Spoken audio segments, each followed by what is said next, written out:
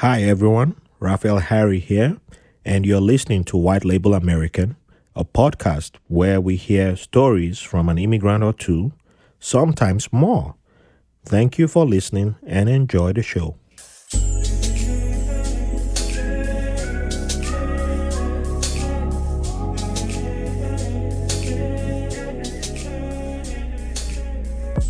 Hello, everybody. Welcome to another episode of White Label American. Thank you all for joining us today. Before I introduce today's guest, I would like to drop today's recommendation. And since this episode is dropping in this month of Women's Month, I'd like to recommend the Blood Girl, Karama, the one and only Blood Girl. And you can find her at her website, linkedin.bio/blood girl, bled girl. She's someone who's big in the comics game. She's big on, she's a digital content creator. And if you want to watch a black woman who can handle, who's like fantastic when it comes to interviews with some of your favorite actors and actresses, um, from your favorite shows, then check out her show. So yeah, check out and give show support. And she's also appeared in some comics. I think a Marvel comic book that will probably have come out by the time this episode airs. And she's also has some work that she's writing on. And she's just somebody that I like. Um, I just enjoy her work. So it doesn't have to be someone that I know personally or interact with personally. But hey, if you drop a nice comment on her Instagram, she always responds too. So check her out. She's fantastic. It doesn't always have to be books or shows that I watch that I recommend. And you can also catch her shows when she does a live YouTube, or I think she also does Twitch. Yeah, with some of her guests. All right, enough of that. Let's dive to today's guest. I am highly honored to have a serious MVP, VIP, a queen, royalty in the house. Yes, people are wondering now, who is this person that you're going to introduce? I'll tell you who the person is. She goes by the name Brenda Chuinkam, but that's not all it is. There's more. She's also known as the Ankara Queen, and a best-selling author, number one best-selling author. She's the founder of melapte.com. I said that right? Melapte.com. Yep. She was formerly known as Can Never Be a Skinny Bish. She's also formerly known as she's the Ankara Queen is back. So, well, I guess she was gone and then she came back. And if you go to our website, let me tell you, you better not be on an empty bank account like I was when I went there, because I almost went and stole money to just go and start buying stuff. Let me tell you. So just make sure you're loaded. Yeah, in fact, don't make sure you just go and get somebody's credit card and go to our website, because the fabrics there, the designs, all you just gonna she's an Afropreneur. She's her fashion game is on point. Her dancing game is on point. Her sense of humor is on point. Everything with this woman is on point. So there's so much more to this woman, but I'll still allow her to introduce herself and tell you more, because there's something about the green sofa that I'm wondering what's that about, but she'll tell us why. And then there's plantain chips also. There's a lot when it comes to this woman. But please welcome Brenda Chuinkam to the show. How are you doing, my sister? I'm doing amazing. Thank you for that interesting introduction. Oh, she gave me the look. She gave me the look. Yeah, I don't know if that's a good look or not, but Mm, thank goodness she's not in the studio, so she can't catch me. mm-hmm, mm-hmm. uh, well, welcome. Thank you for joining us today. We're so honored to Thank have you. you. Um, Please, just for the people who don't know you and who are still wondering who is this person, just give them a brief introduction to yourself. Hmm. So as you mentioned, I am an Afropreneur. I do have my 9 to 5, or more like my 8 to 4.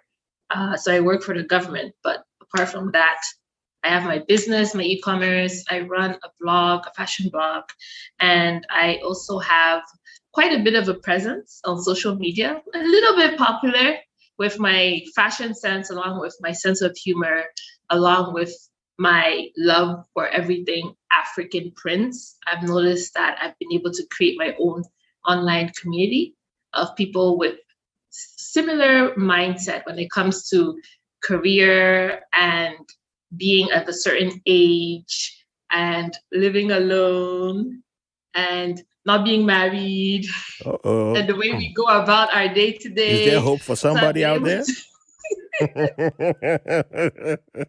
have my community of like-minded women, Yes. and it's a really lovely space, really engaging space. I'm a lover of travel and good food. Good food. Woo! Mm.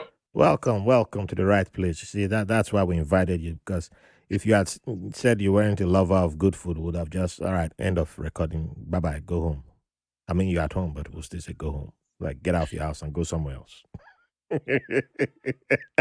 in my house. I know, but we'll have still kicked you out. Well, look, people love good food. We allow on the show. So, yes, I say that's why we invited you, and we're happy to have you here. So, next question. You have two beautiful names, and the name Brenda is the very first guest on this podcast was named Brenda. So Brenda is a name that's now synonymous with friends of this show, because the person who was supposed to be the co-host of this podcast is also named Brenda. But she may have even Yeah. forgotten that this podcast exists. But mad intelligent woman. If you meet her, she's literally the younger version of me, younger and better looking version of me. I was about to say. Yes, I was yes. about. And I don't think I've met an ugly looking Brenda. So all Brendas are Mm-mm. beautiful, And So um, sweet. but just life happened, and she couldn't, and she lives in a different borough. So it would have been, yeah, longer commute for her to come here. And then the pandemic also. So yeah, that's why she's not the co-host. Well, I might do something with her later on and still bring her on board for that. And we got you now. So we would like to know, what's the meaning of your names. We have Brenda, and then we have Chuinkam, a name that we've never heard. I don't think I've ever heard a name like that. How did you come Mm-mm. about those names, and you know the meaning? So Brenda, I believe, means beacon on the hill. I know that when I was a kid, my mom had this mug made for each of us with the definitions of our names. So my own Oh, mug said beacon on the hill. okay. Interesting. And then Chwinkam, actually, my dad is the one who created that name. So it's not there's no particular meaning to it, but it's a version of a name from my tribe, which he westernized. So the real spelling is supposed to be Tchouenkam. So it's supposed to be Chuenkam. But along the way, when he was registered in school, they mispronounced and they mistyped his name. And just every time he's moved, someone somewhere has mistyped his name. And now we ended up with Trinkam by the time I was born. So that's how that name came Oh, about. So it's just error that led to that name. oh, wow. Oh, Mm-hmm. wow. You know what? I know I've seen a couple of footballers in the French league, League On, with names that Mm. sound similar to what you just spelled. And I was like, huh, wow. Because that's what my mind. I know there's a young kid at Monaco right now, and I think France, as usual, France has already claimed him. So, uh, yeah, you just, the name is just, almost word letter by letter. You just literally spelled his name, because I can never pronounce his name. And I was just like, wait a minute, did you just Mm. spell that guy's name? Huh. Wow. So he might be your He's relation. most likely, yeah. Wow. Wow. So Okay. I don't know about relation, but he's most likely from that area, Okay. my Well, region. he might still be related. He doesn't know, but he might. He doesn't know. But Wow, that's but it's also fascinating because you're not the first guest that I've had on the podcast whose name got changed. Even my name, my original family name is Ari, Ari, and Mm, yeah, the one version that I've gotten of the story, because families never give you the full version, but the one version that seems to be the most consistent, and I've said it on the podcast before, was I think was either my great grandfather was at school, and they claimed the white man couldn't pronounce had mm-hmm. struggled with ARI, which is a common story in most colonized areas, and so ARI became Ari, changed to Harry, from Ari to Harry, and I'm like, Ah! you made three letters, five letters, like you made it longer. That became easier to pronounce. Three letters became Mm, five letters because I still have some family members who go by Ari, and because yeah, there are other people who are in my area who there's a bigger clan of my tribe, but in the next door state who are Harrys. But mm. every time if they meet me here, they think that I'm from that clan. I'm like, no, I'm not from. And they're like, wait, there's not supposed to be people like there's supposed to be Harrys there, and I'm like, yeah, they're not. But it makes sense why they're always surprised when they Yeah. see Harry, because yeah, we're not. I'm not supposed to be Harry. So it was just it's more recently that we changed to Harry's. So it's like, oh, well, I'm surprised there's a Harry that exists. The Harrys that exist there, how did Harry's come about? I'm like, yeah, I don't feel like going down that lane. But even Ari doesn't even sound like an African last name. Where is that one from? Ari, if you say it, Ari, Oh, okay. yeah, and yeah, so yeah, it's when it comes. But I've had one or two people on the podcast who have had similar stories, and their either their parents or their grandparents or great grandparents, somebody changed the name, and Mm-hmm. yep, and that's how they ended up with the names that they have today. And it's like, wow, that's how our names kept changing. And yeah, Yeah. so because some people have asked me if I'll change my name back, and I'm like, really? I'm an adult, grown. I'm used to the name now. Then I'll just go. Nah, I'm not changing it again. It's nah. I'm who I am now. It Mm-hmm. sticks with me. So one thing I forgot to ask you before asking about your name was where did the name come from? Because you haven't told us that. Which one came from? The Brenda or the Chuinkam? Um, well, you have. I did not ask about where were your place of birth. Introduce your place of birth and Mm. what your childhood was like. So I was born in Libreville in Gabon. Hey, the You first know, person to be born in Libreville on this podcast. but I identify more as Cameroonian. I have a Gabonese birth certificate, but I had a Cameroonian passport. My childhood was pretty amazing. Unbeknownst to me, apparently we were broke at one time, but it was one of the best moments of my life. My dad was a diplomat at the time, and we moved from Gabon to New York. We lived in New York for 7 years of my life. And then he was recalled by the government in 1997, Mhm. but he moved on to Angola. We moved to Cameroon. So that's where I got my first Cameroonian experience when I was 8 years old.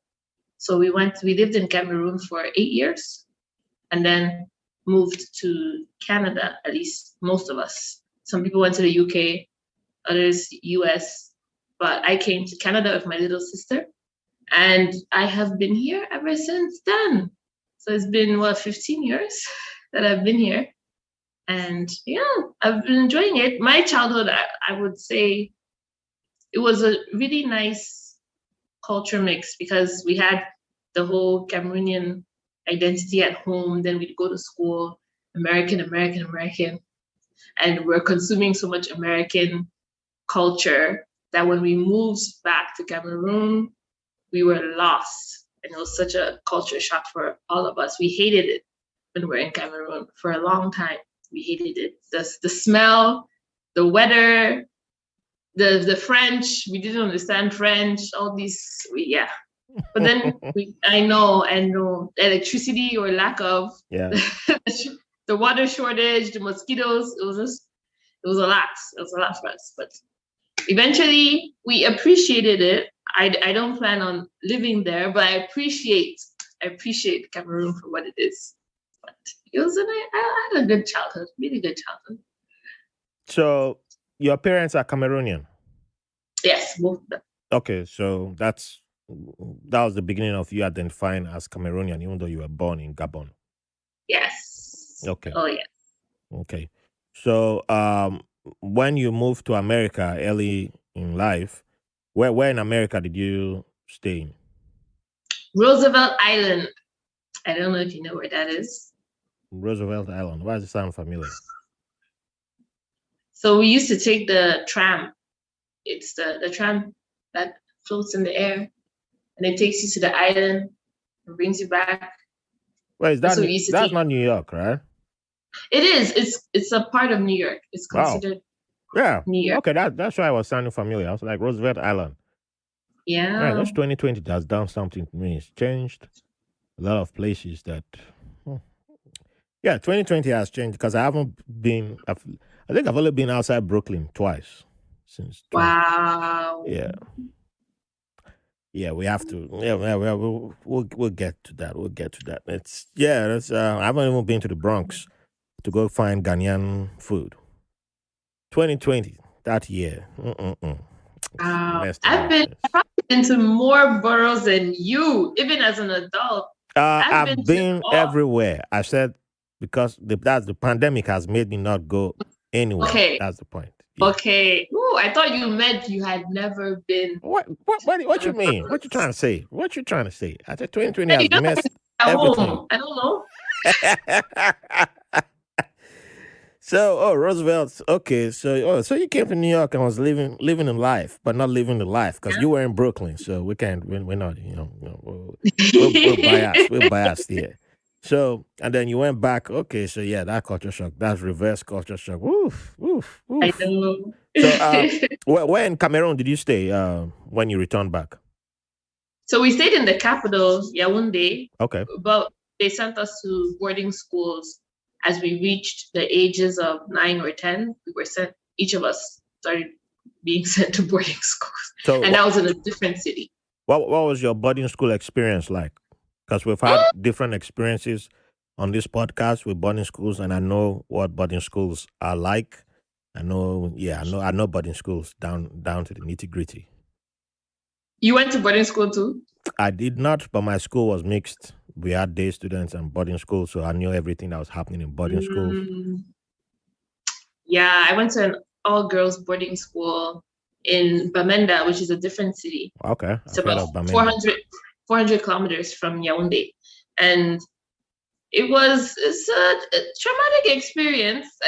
But on the good side, that's the place where I met my closest friends to date. I have never been able to bond with other people the way I bonded with the friends I made there. They know me the most in this entire world. My best friends all came from that experience. However, the experiences that we had, all of us agree, like no child should have gone through what we went through just to get an education. Yeah. They thought they were making us these well-rounded figures, but there was just too much trauma that was going on there that a lot of the authorities were not aware of. And sometimes they were aware of. They were a part of it as well, and discrimination that was going on and bullying. But we got through it. And I don't think I would ever send my children there, but it's okay. Well, was it a Catholic boarding school? Yes. Okay. It was. Yeah. Yes. So no hair, no earrings, no jewelry, no makeup, just one of those. I understand. And it's okay if you don't wish to relive that experience by sharing anything from there. That's fine. If you wish to share something from there, that's also fine. It's up to you. I don't want to make you relive a traumatic experience. So what got me through it was the fact that I was extremely smart. I mean, I still am, but at least in the whole school, everyone knew me for being smart. So that was my thing. It's like, okay, as long as I can keep doing well in classes, at least now people will put me on a high pedestal. Like, okay, she might not be the coolest, she might be very quiet, she might not be the prettiest, but she's smart. That was my thing. Like everyone That knew that I that was smart. that that's a survival technique. That one, yeah, Yes. yeah, that's a survival technique in environments like that. So, Yeah. despite all that happening, what will you consider your favorite childhood memory? And you can give more than one. Mm. Well, definitely not in the school, but favorite childhood memory. I think the one that might take the cake is when we were in New York. We wanted Super Nintendo so badly. We still believed in Santa Claus at the time, mind you. But my parents kept telling us, oh, times are hard. We don't know if Santa will be able to afford to get us this. I mean, at the time, we didn't know that my dad's salary had been cut by 60%. We did not know.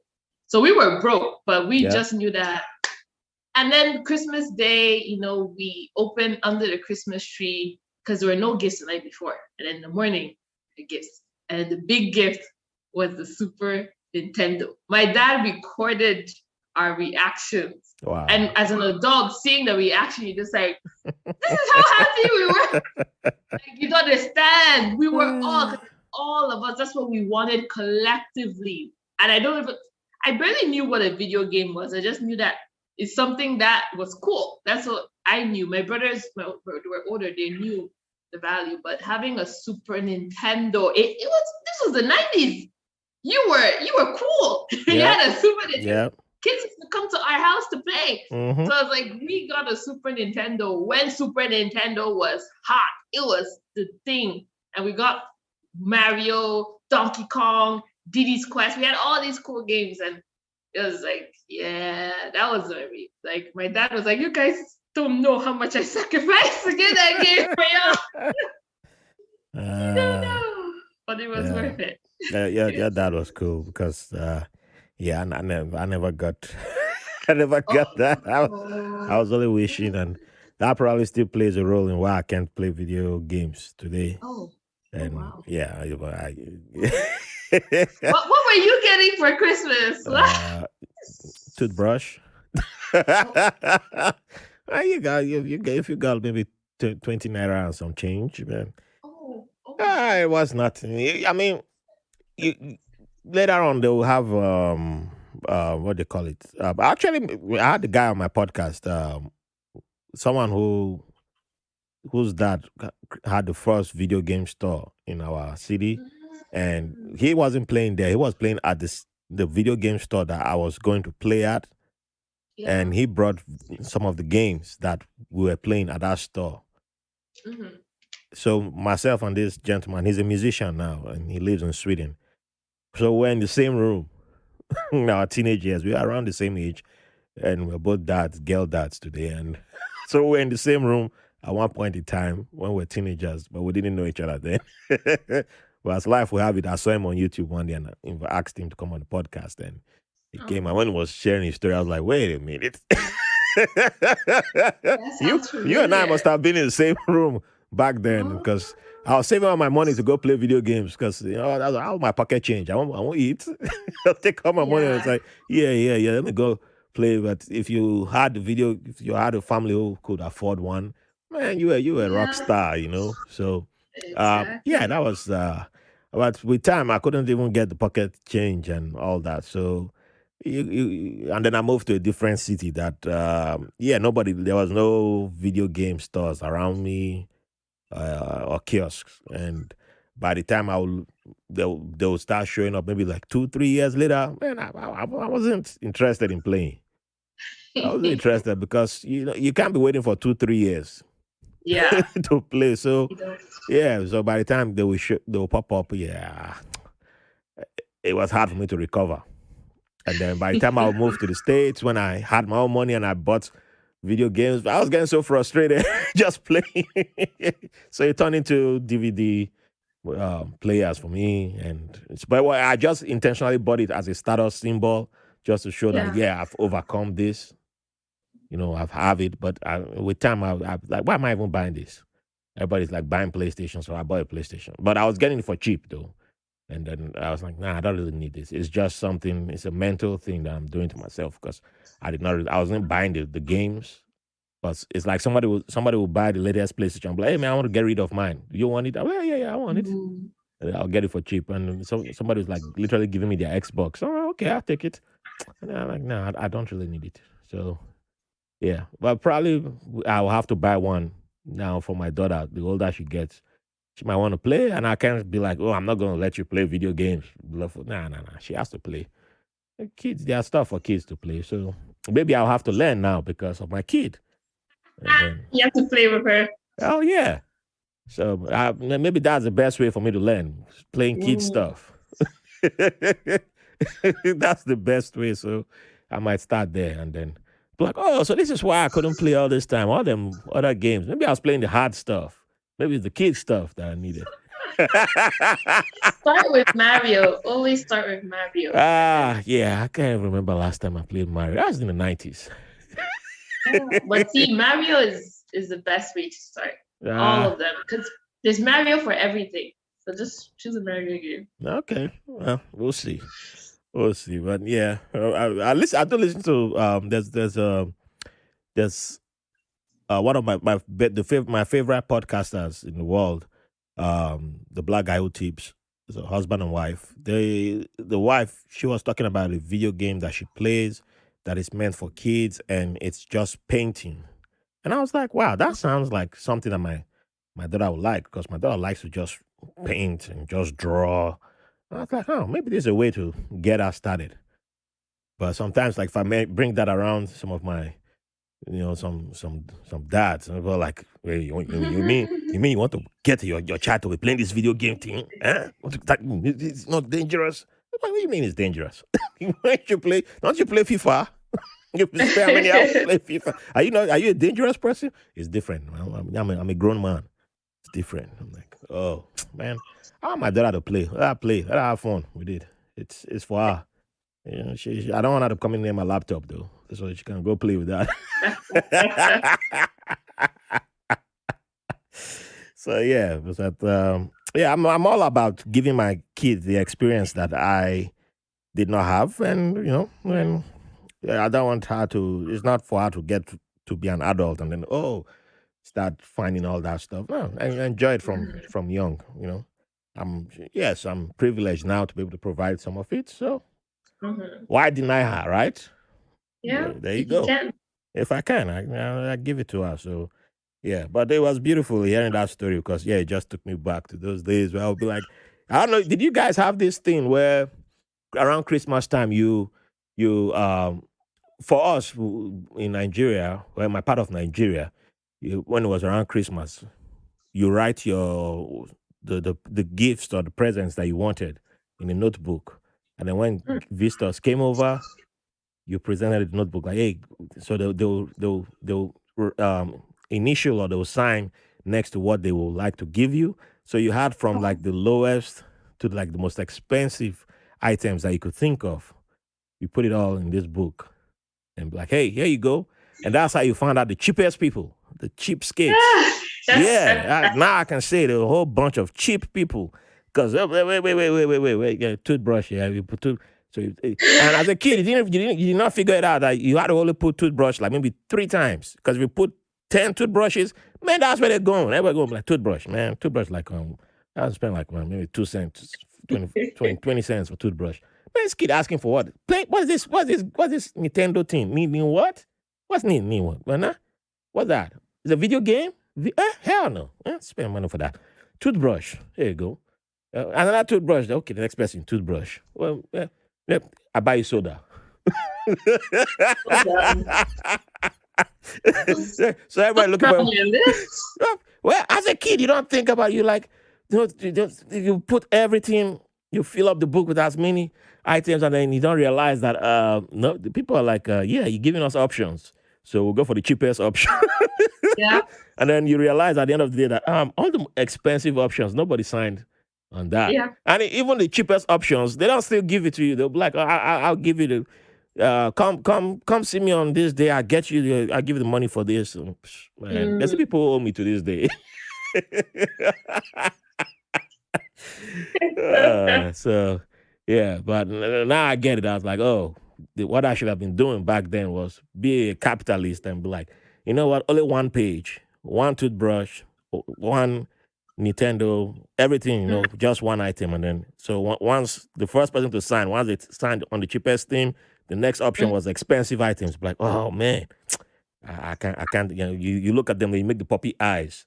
That's when they be like, oh, this child is looking at me. I can't disappoint this child now. Oh, um, you know what? I'll sign on the expensive one. I'll give it to you in 5 days' time, and that adult won't show up on your street anymore. It disappear.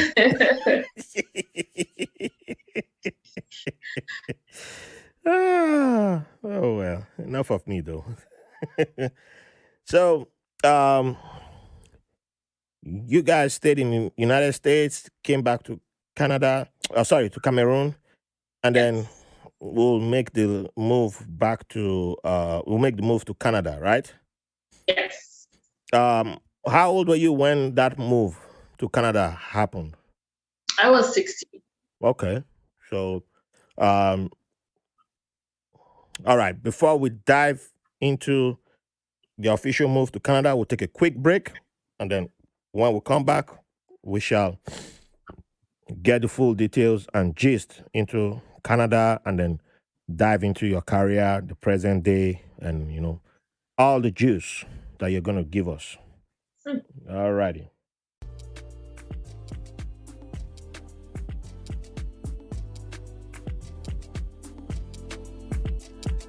Hi everyone. We've made it 2 years, and who would have thought so?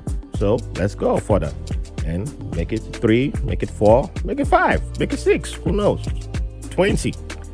But we can't do this without your support. So join us on Patreon at patreon.com/white label American pod or linktree.com/white label American. Go there and you'll see our Patreon link, and you can join us for as low as $3. We have bonus content, we have bonus materials. There's so much juice over there that we don't release to the public. And yeah, you can contribute in making this podcast better. You can send questions, you can send your ideas, and also there's a lot of new things that are coming. The announcements are made on Patreon first because we have to, take care of people who help make this podcast possible. So you can be the one to make this podcast what you want it to be. Come join us on Patreon and make it what you would like to see. Join us, make it fantastic. Keep the 5 stars coming in, keep the love coming in. Thank you for the privilege of your company.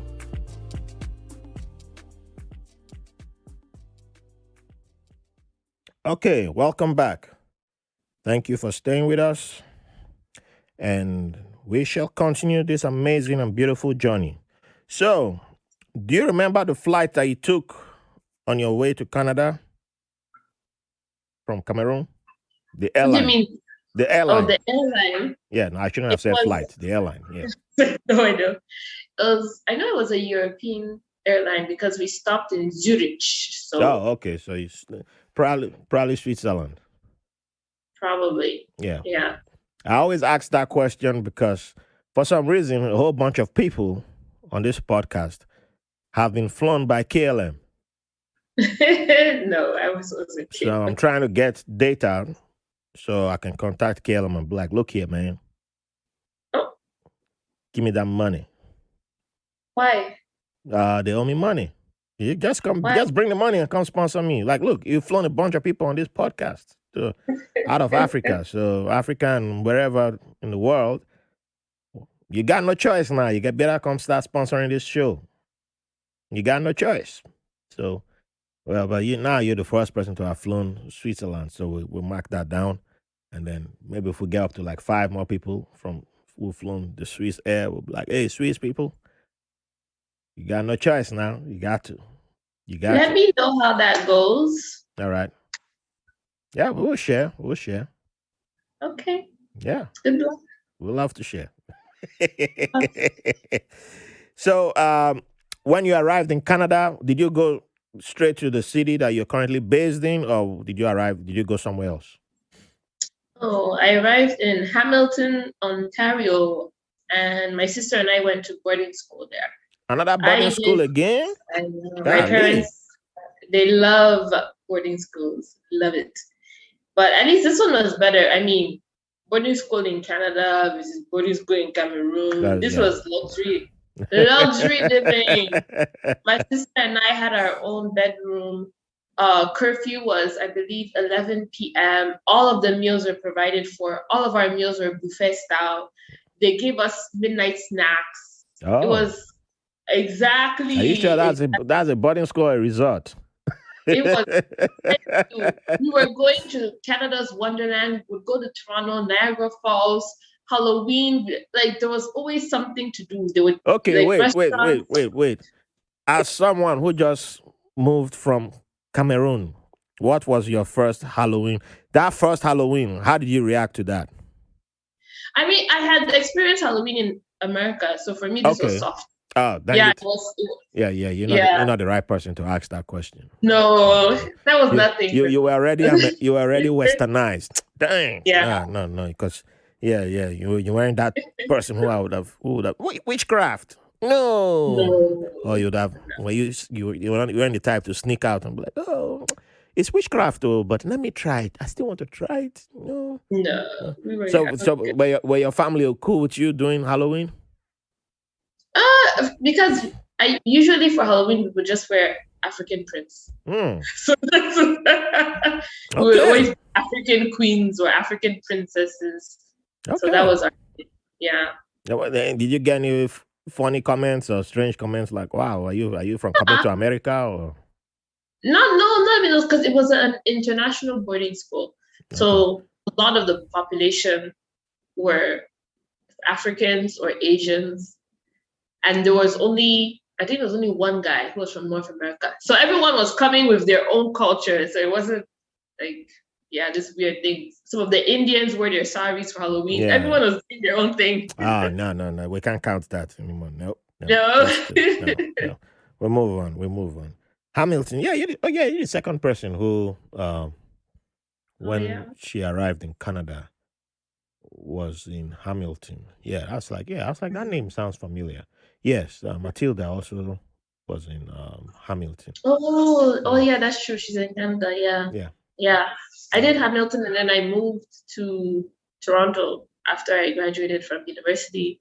Then I moved to Montreal and now I'm in Ottawa. So yeah. oh, nice, nice. So school aside, school aside, what was your first shock or surprise in Canada? Mm. Like you, just because I had lived in New York, there was no big surprise. But I guess the only surprise was with the school Mm-hmm. itself. But I wasn't surprised about the Canadian culture. I was something I was used to. But I would say maybe with the school, it was just how, to me, lax they were. You know, you're used to boarding school back home. It's so strict, and here, Yeah. no one was following you around. Like it was so, we're so adult. Like when we were just 16, but you felt like an adult. Everything was in your hands.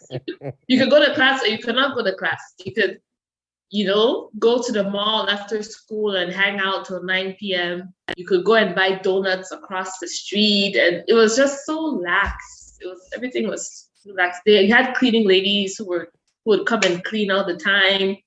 I was just surprised at how lazy I could be. Wow. Got your first taste of freedom. It was sweet. Okay. It I was, will take you back a little bit. No, I'm taking you back though. But you said because you've been to America, you weren't surprised by Canada in a way. mhm.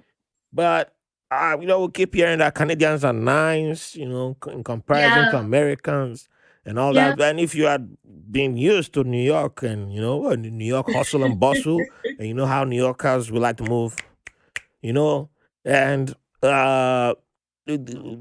Canadians being relaxed, Yeah.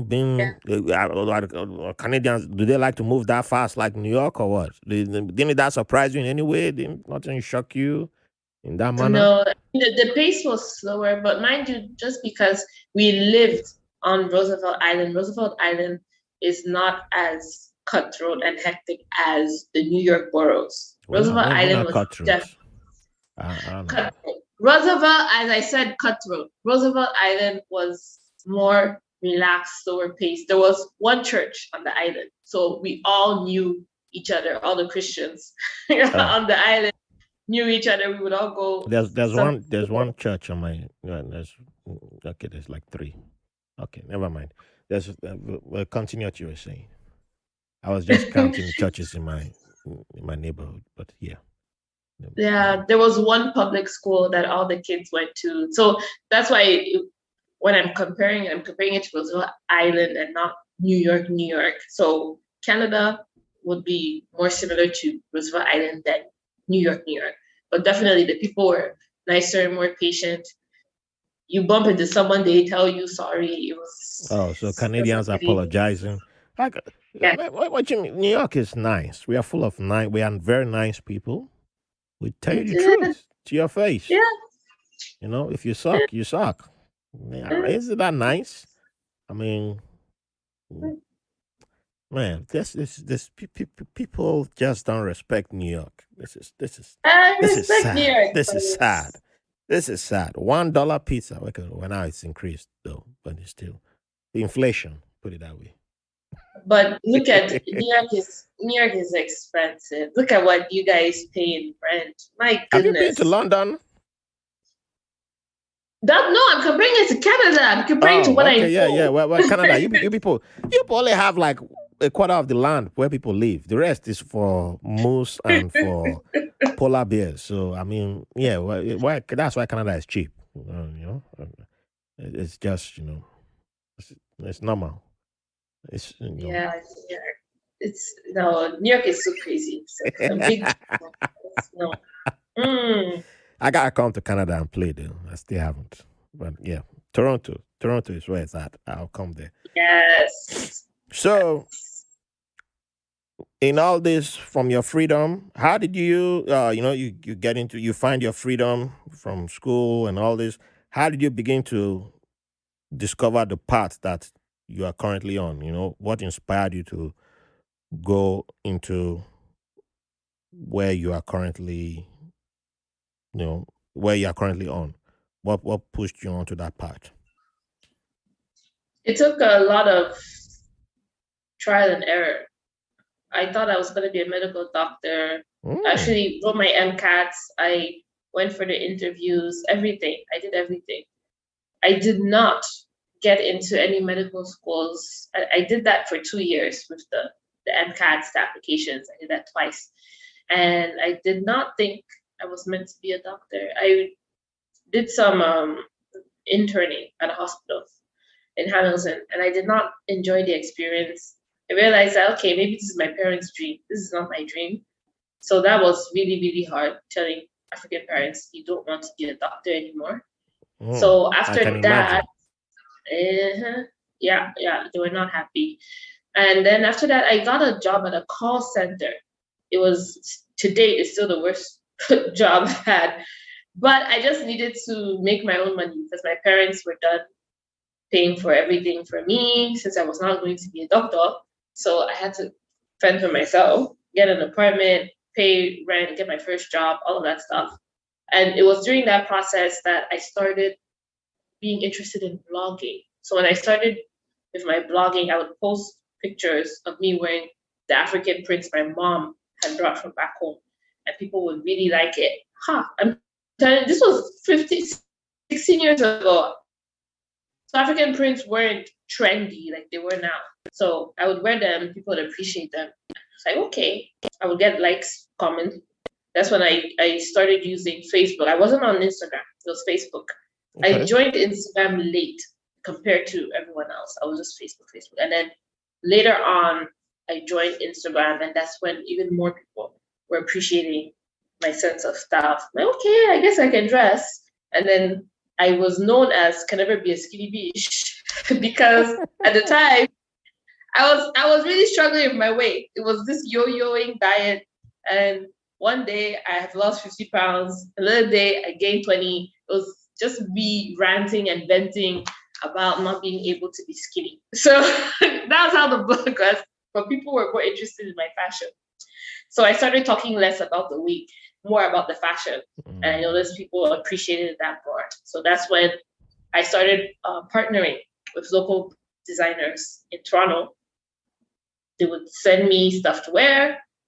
I would wear the stuff. They would get orders, and I would get free stuff. It's like, this is perfect. I don't have to spend money on clothes. I just have to wear the clothes, take pictures. People like it. They buy their clothes. So now, after some years, I'm like, I'm doing this for people. Why can't I do this for myself? I'm giving other people all this money.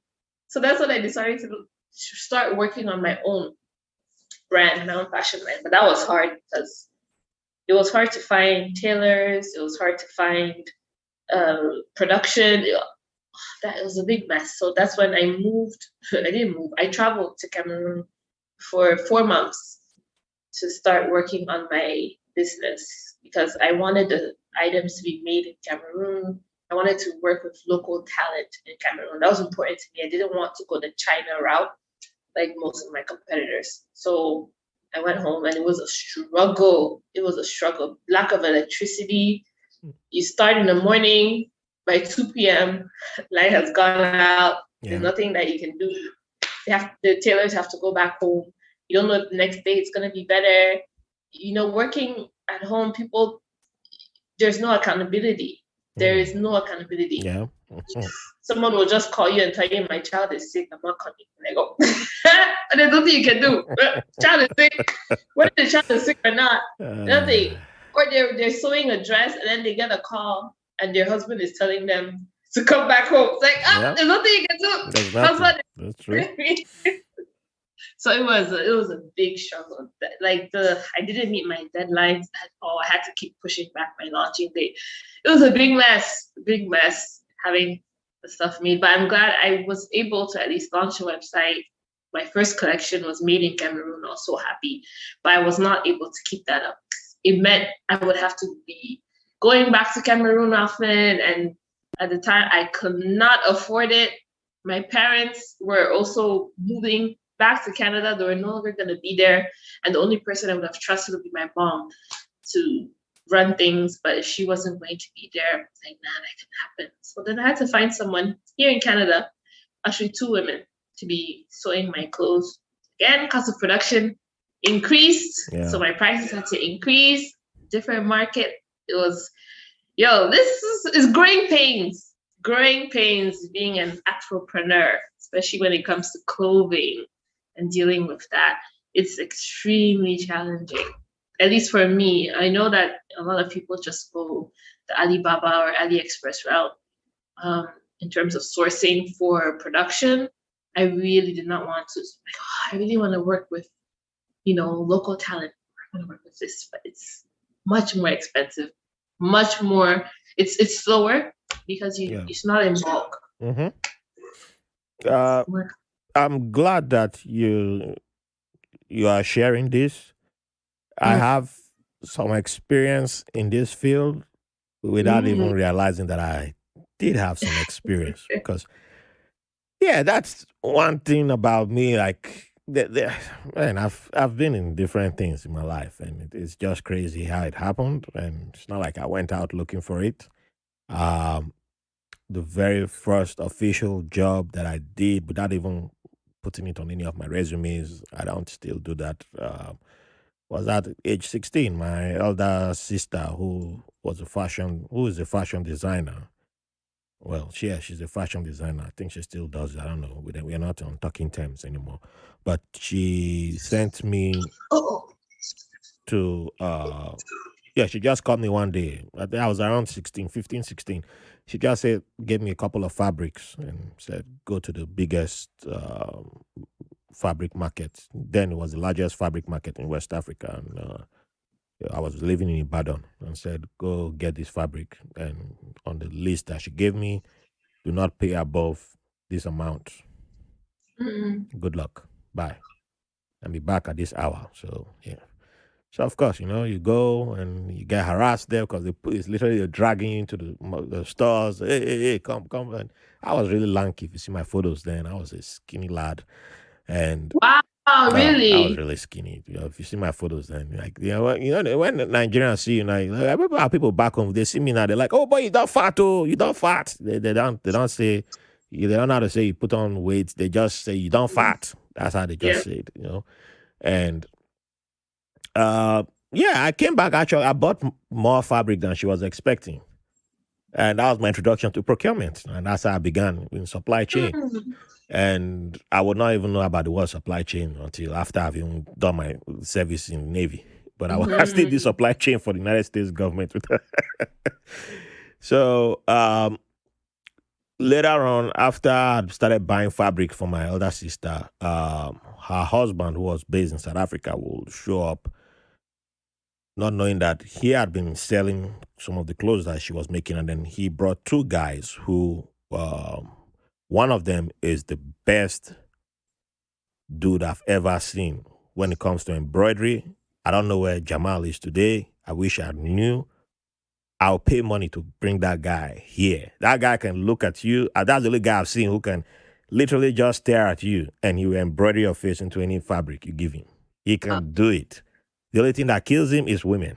If he can get over women, that guy, that's where he blows his money on. But Jamal is one of the most talented human beings I've seen when it comes to embroidery. Because that Mm. guy literally embroidered, they did it for over, I think they spent 2 months. They were just making embroidery, they were making all manner of clothes, like, um, what they call them again, agbada, Mm. um, damn, what's Guinea brocade, all those outfits, like the Senegalese, I forgot what they call that material. Yeah, all this stuff is skipping my brain now. But those guys were just working like 24/7. They bought a generator. I was always going to find petroleum because then gas was scarce, and I was the guy. That was part of my job. I'll go find it. I'll sleep at the gas station if I have to. But yeah, part of the procurement. But they were just, but Jamal will just sit down and you give him they were bringing pictures for him, and he was just embroidering faces, designs, all manner of stuff. So he was the guy who actually made me switch from, because then I used to only wear t-shirts, and Jamal Mhm. told my elder sister that they should give him fabric. He will make me wear traditional prints, and he made an outfit for me, and he said I can wear it with on with jeans and anything that I wanted, and that was like, yeah, that was one of the dopest outfits. I don't know who stole it. One of my cousins stole it from me, but yeah, that was, yeah. When I put it on, I brought like five customers from my sister that day because I wore it to one of the fanciest hotels.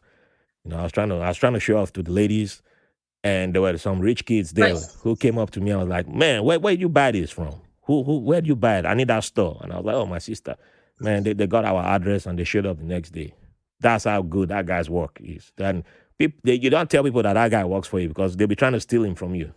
Yeah. So but my brother-in-law would just take everything the guy made. They didn't even sell it in Nigeria. They just took it to South Africa to go sell. That Mm. was that's how heavy. And then later on, they couldn't even keep him, so he ended up in Lagos working for some lady. Last time I saw him was I think it was 2004.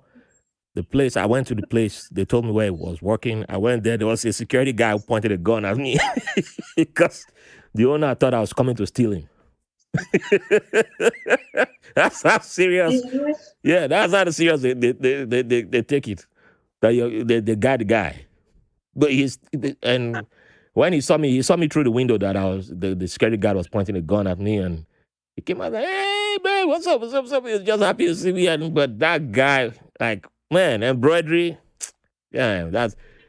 But everything you described about when it comes to the production, it's Mm. not lie. It's even in Nigeria, same thing.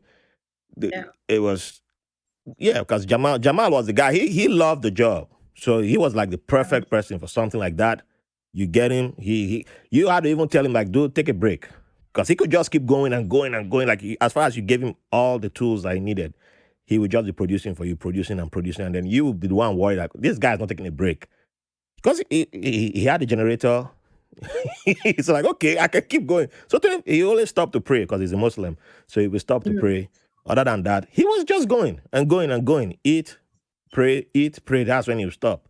And then they had to be like, hey, man, don't work on this. Don't work. And they take like 3 days off. He's like, no, take 2, 3.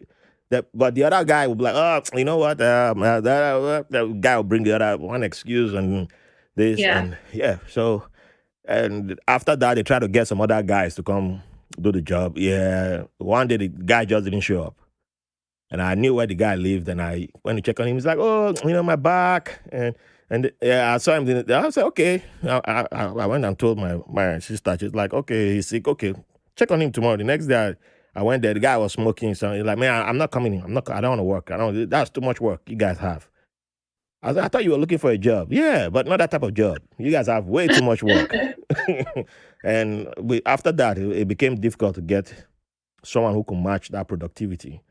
And that's so it's something that uh, yeah, it's not easy. It's not easy, and I get why people go that. And that's one reason why the China route works Mhm. because people just see that they don't have to deal with all that. Yeah. It's just so it's smooth sailing for them. Oh, why do I have to Exactly. worry? I don't have to worry. But if you are the person who wants to do something for people back home, then you have to deal with the Hmm. frustration.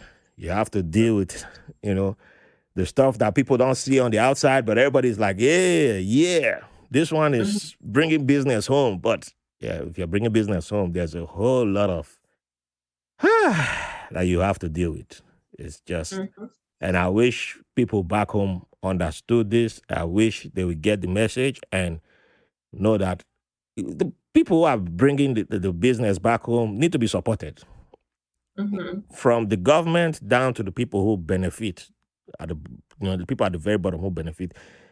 That's why you need to support the people. It's not just when a Dangote opens a refinery, when a billionaire opens. It's not until a billionaire opens a refinery. It's the small businesses.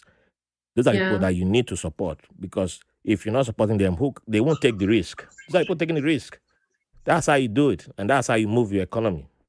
But it's always like we wait for the biggest person to come bring something, and then we want to celebrate. And so, yeah. But I appreciate you, though. I appreciate you because that's yeah, it's a lot to go through that, and yeah, and I saw it. I've seen it with my 2 eyes, and then I didn't get it. But yeah, I do. I get it now. Yeah. I get it now. So yeah. So you mentioned the blogging, and Mhm. that was that the travel blogging, or did that come up later on?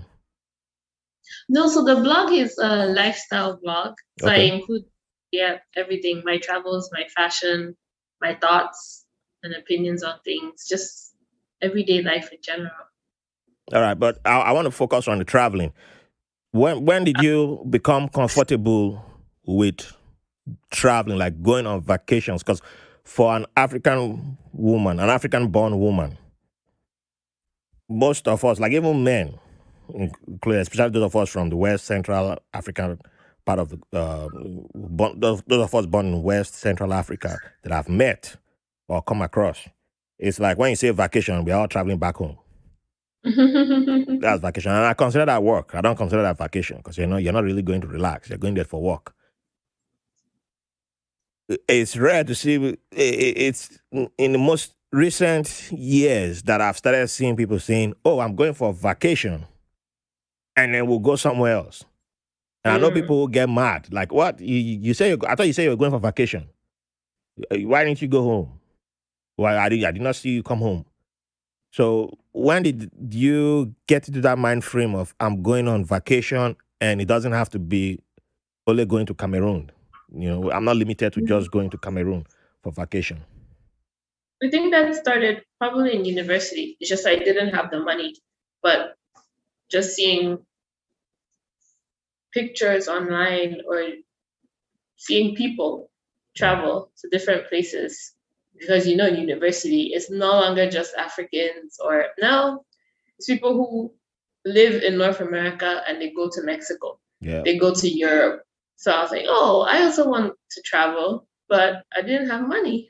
So, so when I started working, that for me it was important to start putting money aside to travel, and also the fact that my sister was in the US, my brother was in the UK. You want to see people, Mm-hmm. you know that you're going to have to move, so you need to have money to do that. So it definitely started from university, and then once I was working, I knew that I wanted to visit different countries. Just seeing pictures online, especially, like, oh, I want to go there too. Nice. So on your travels, which the travels that you've had, do Hmm. you have a favorite destination so far, and do you have a place that has been like your biggest surprise? Mm. My favorite trip that I've ever done was Bali in 2019. Why I am went I to not Bali, surprised about that? Indonesia. It was so good because of how everything just worked out. Because there were four of us went, two from Canada, two from the US, and the coordination it just went so well. And even when we got there, the people on the ground who were taking care of us just above and beyond. The housekeeper, because I'm the one who did all of the research, I did all of the bookings. Hmm. I was like the travel agent for Yeah. everyone. So I got everyone settled. I had the budget. Everyone was sending me the money. I paid everything in advance except for food and the driver. But everything else was paid in advance. So we got there. We had our housekeeper for the first Airbnb. We did three Airbnbs because we went to three cities. Oh, okay. Exactly. So it was really nice. So when we got there, the housekeeper for the first house, up to now, she and I, we still message each other. Like that's how Nice. amazing the trip was. She told me she's pregnant. She's gonna be having a baby. She wants me to be the baby's auntie. Like Hey. I have my Indonesian family. Like Yeah.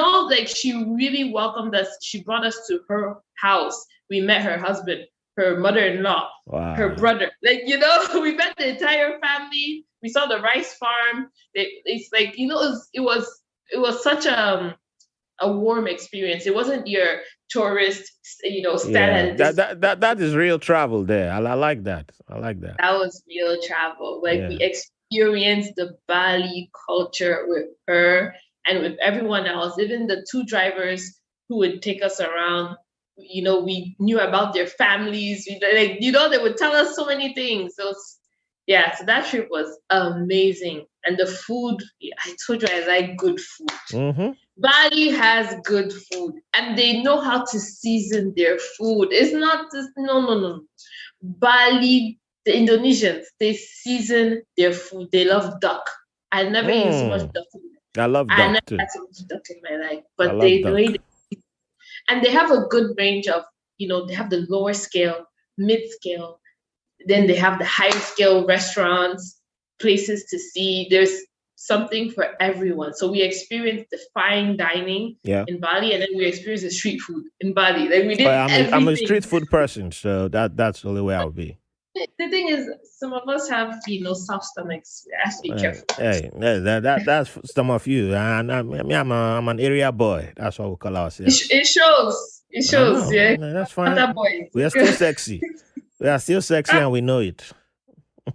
Yeah, that is what your mother has told you. Well, It's what my mother will tell you something else, but area we know it. We don't need mother's approval. We don't need father's approval. We know it. We own it. okay. 2022. There we go. Okay. But yeah, Sure. you confirmed everything I've heard about Bali, though. Yeah. Yes. So That is so amazing.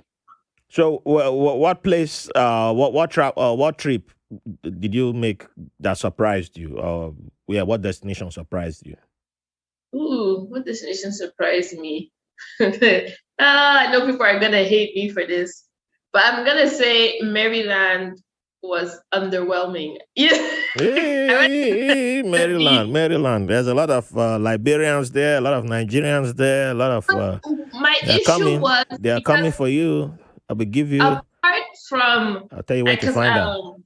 I saw the White House for my first time. That's in DC, but Apart from DC, mhm. like Maryland itself, I went on Google because I had a day when I wasn't doing anything. Like top 5 things to do in Maryland. It was to see some rundown old mill. Like there's no architectural elegance. It was just Did you check Ratchet Google? That's no, I went to TripAdvisor. people from Maryland. I will tell you where to find Brenda Chuinkam. No, Go I went to after her. TripAdvisor. Go after her. Get her. Get her. Get her. She just Let me shot on explain. you all. Get her. Let me Don't worry. explain. She loves New York, so we are good. I've been to Boston twice. Oh, Boston is beautiful. you praise Boston over Maryland. Hey. Because wait, let me explain. Hey. Because Boston I won't say had anything. charm. Boston had charm. Oh. It had the cobblestone streets. It had the beautiful cafes. It has Harvard. I went and visited Harvard. Let me text. I saw MIT. Baltimore like, Mafia. Let me start texting them. The architecture that they have there Let me compared text to Maryland. them. Maryland was very stagnant.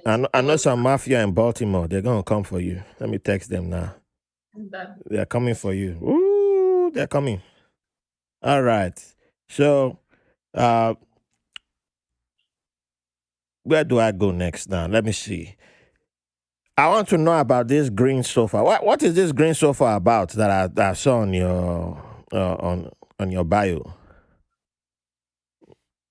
That you said if you're not buying fabrics, you're not exploring the world. You can be found on a green sofa. What's so special? Is that representation of the Cameroonian flag or No. It's just because it's okay. For my followers who know me, I was living with someone last year and it was a terrible living situation. And so I moved into this apartment in April of last year. Mm-hmm. And this was the very first thing I purchased when I moved into this apartment. So everyone was excited for me. I was finally out of hell. And this was my first piece of furniture. And it was a great sofa. And I told everyone, I don't care what the rest of my decoration looks like. I'm getting a green sofa. It's out there. It's in your face. It does look nice, though. It does look nice. It's luxurious. Luxurious. All right. I'll use that word. Luxurious. And it matches the wall too. So it does. So all right. So let me begin to wrap this up. I thank you and I appreciate you for giving me your time. Wait, do you even speak French now? Mais bien sûr. Oh, oui. Évidemment. Est-ce que c'est une question? Okay. Calm down. I did not pass French in secondary school. Okay, look at this now. C'est toi qui as posé la question et maintenant je suis en train de répondre. Tu me dis de me calmer. I speak some French too. Je m'appelle Raphaël. Merci beaucoup. Oui. Ah oui. Oui. Okay. Oui. Everything is oui. Il n'y a pas de non. There's no. I sing some French songs from Stromae. Oh my gosh. Stromae is the man. Correct. He is. I love Stromae. Yeah, Stromae. I love him too. Yeah. And he loves me too. He just doesn't know it yet. All right. So, yeah. Before I ask the music question, there's a question I have to ask. So you've already mentioned food, but we need you to you've already given one controversial answer, and people. Another reminder to the people of Maryland: do not forget to come after Brenda. Just it's not me. It's Brenda. She did it to you guys. She praised Boston of all places. Ambience in Maryland is amazing, though. I love The, She, there's so many okay, Africans even the inviting back Africans there, home. you know what it means when she prays Boston over, like, hi, me. But anyway, oh yes, before we get to music, why is it important to you to give back? I think it's just the human thing to do Oh because no, no, no, no, no, that, no, no, no. to me, to me, Okay, to okay, me. okay, So, in my opinion, okay. because I was just about to say because some dictators do not approve of giving back. It's just and I know you're one of them. no, I I'm know not. you are. I'm an aspiring dictator. I'm not Oh, okay. officially a dictator yet. So you have to learn their ways. No, but for me, it's important as we're all going to leave this earth Yes. sooner or later. And you want to make sure that the people coming behind will be able to do even more than what Mm. you did. So if you're not giving back, you're just consuming, and you're just taking everything up, and then you're decreasing the resources.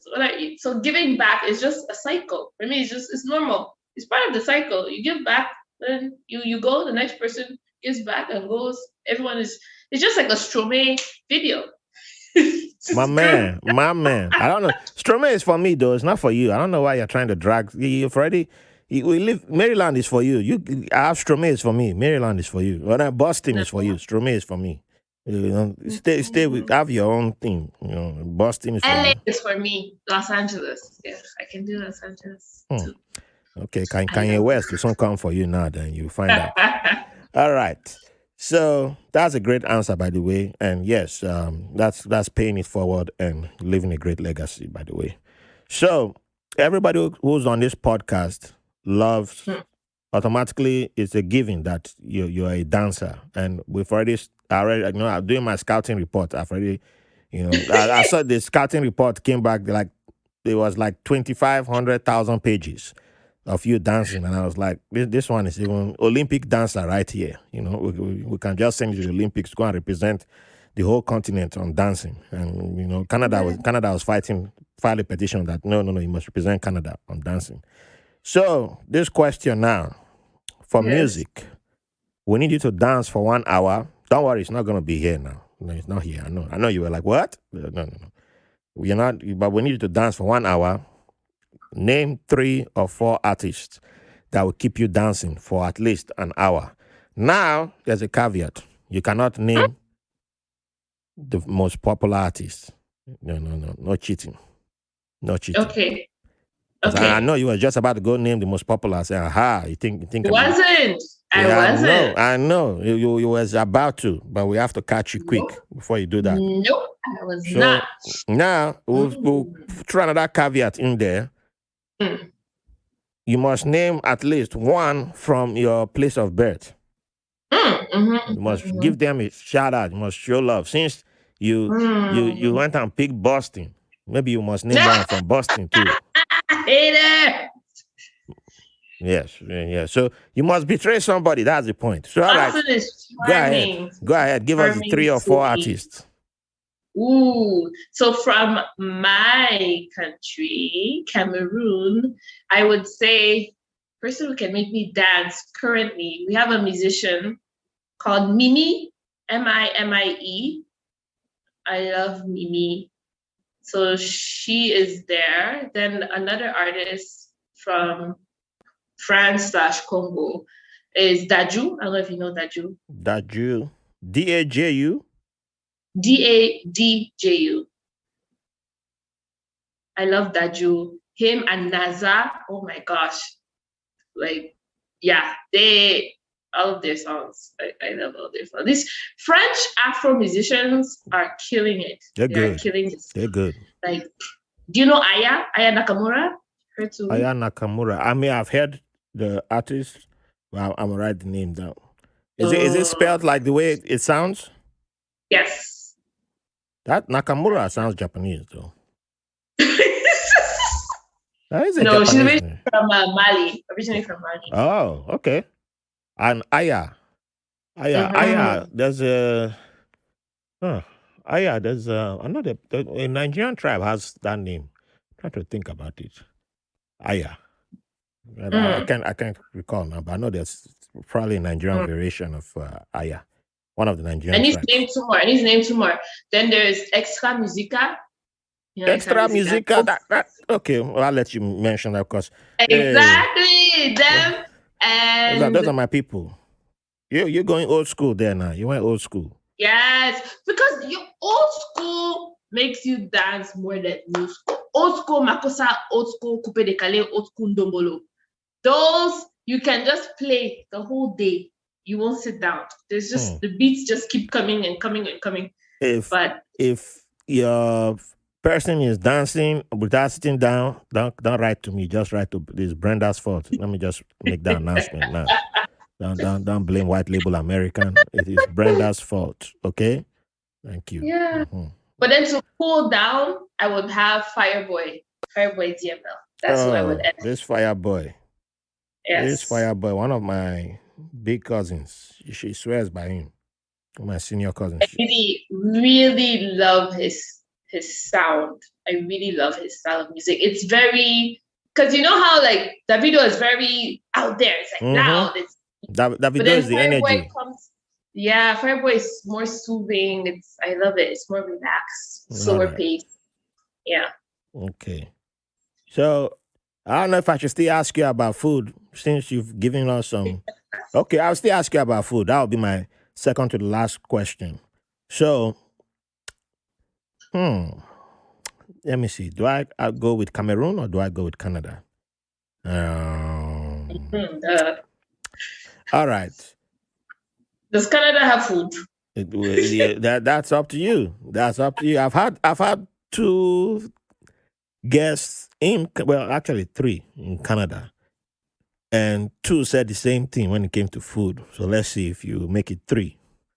So I haven't been to Canada yet, but I Mm. come to visit you.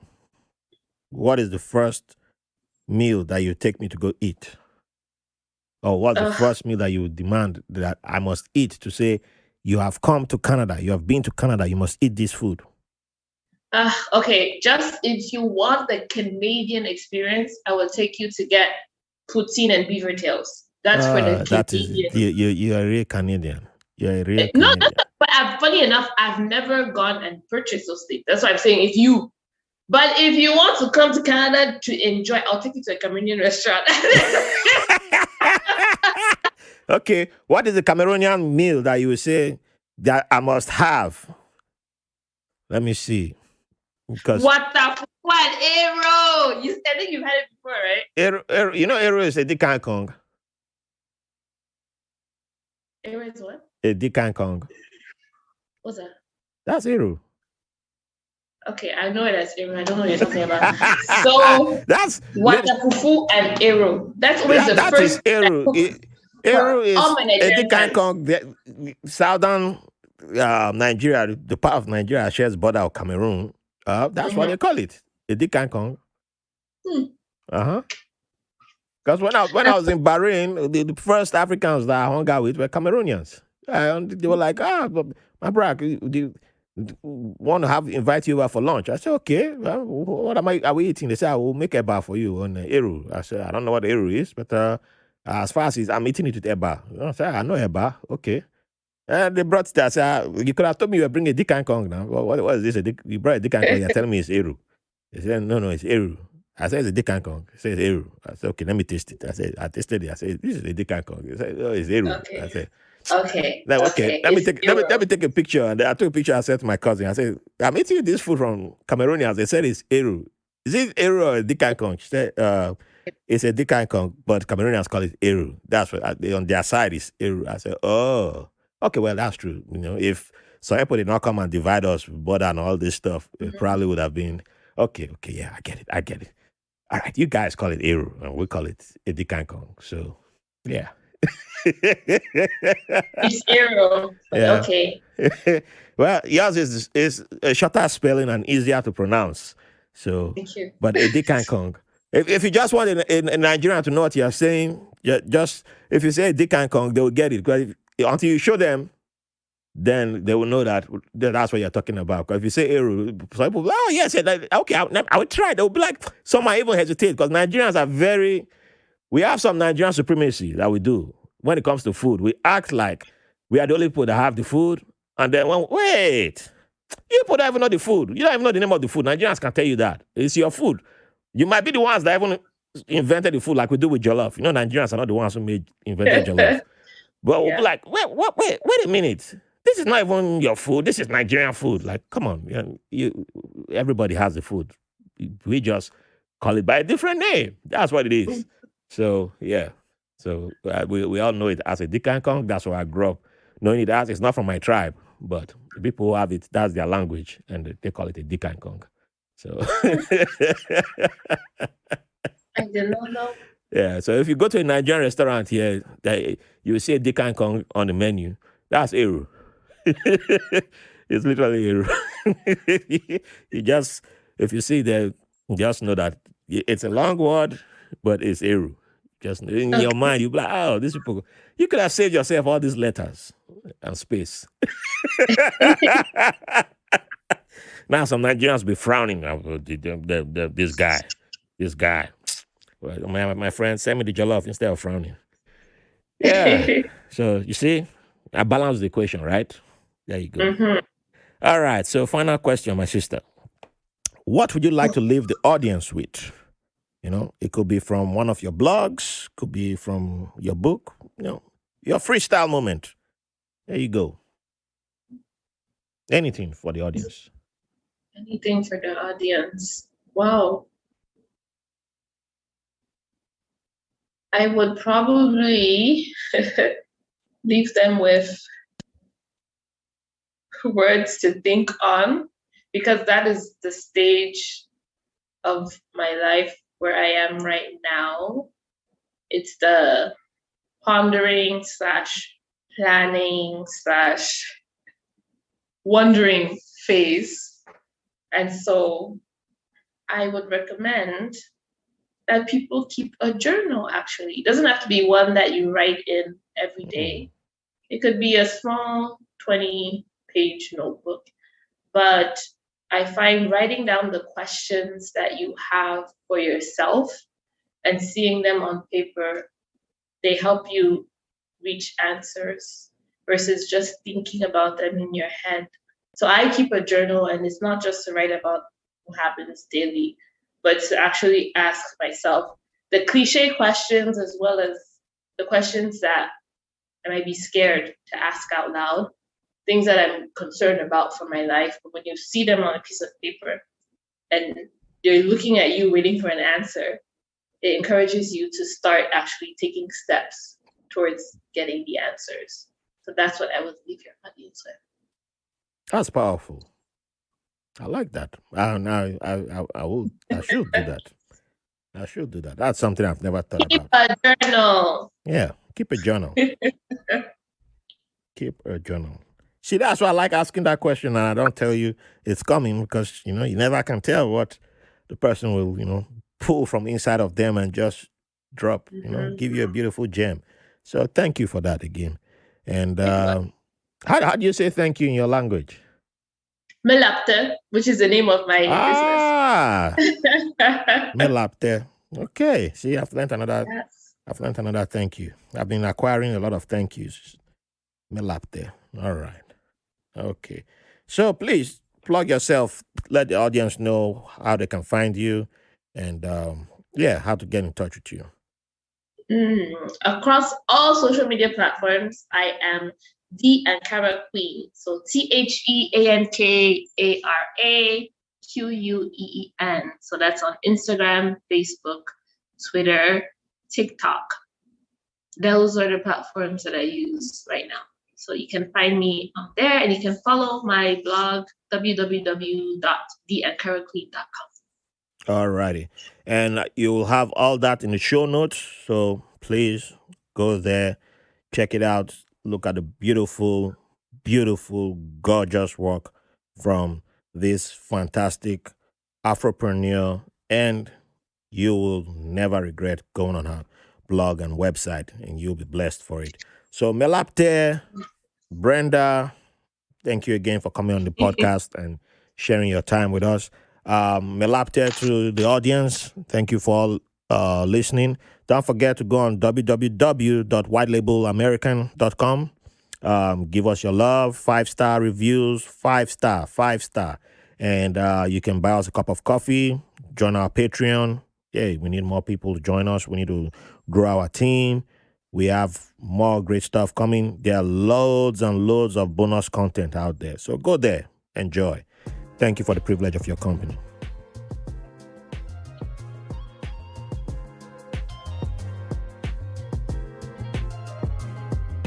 Thanks for listening to White Label American. If you enjoyed the show, we'll appreciate if you rate, review, and subscribe to the podcast wherever you get your podcast from. If you have any questions, comments, or have someone who will be a good guest on the show, or you want to be on the show, send us a message at whitelabelamerican@gmail.com. And make sure to follow us on Facebook and Instagram at White Label American. Thank you for your support.